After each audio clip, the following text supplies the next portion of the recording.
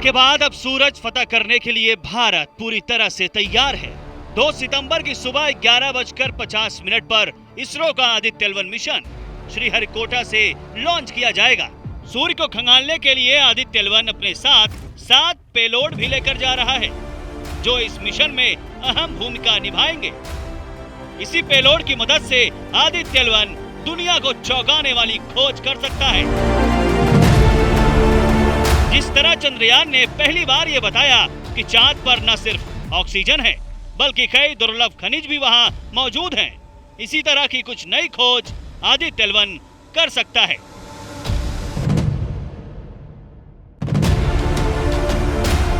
आदित्य-L1 सिर्फ एक satellite launching mission ही नहीं, बल्कि भारत के अंतरिक्ष इतिहास की सबसे बड़ी उड़ान होने वाली है। इस मिशन में पहली बार भारत 15 लाख किलोमीटर की दूरी तक कोई मिशन भेज रहा है।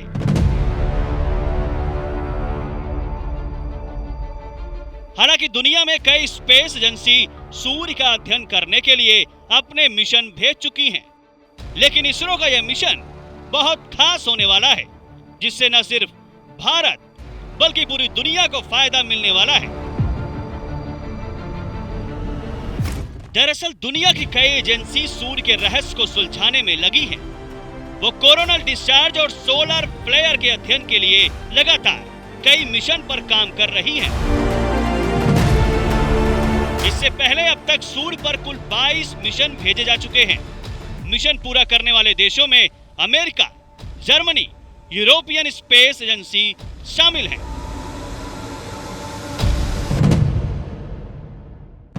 सूर्य पर सबसे ज्यादा मिशन नासा ने भेजे हैं।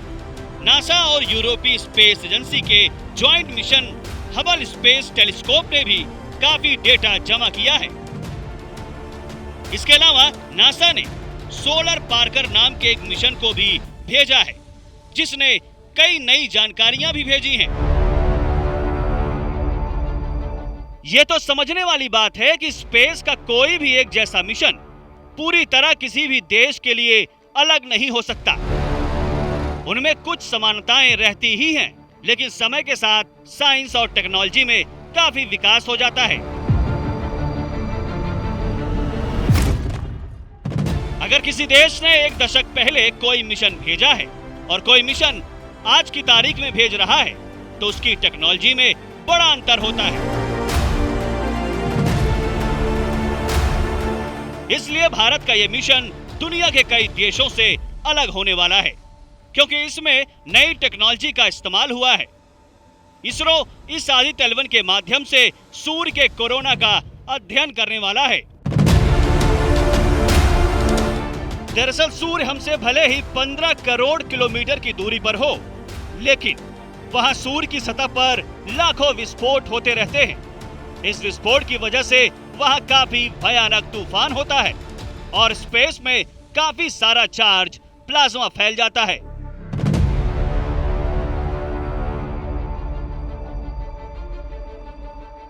जब इसके रास्ते में पृथ्वी आ जाती है, तो पृथ्वी के वायुमंडल की बाहरी परत को खतरा पैदा हो जाता है।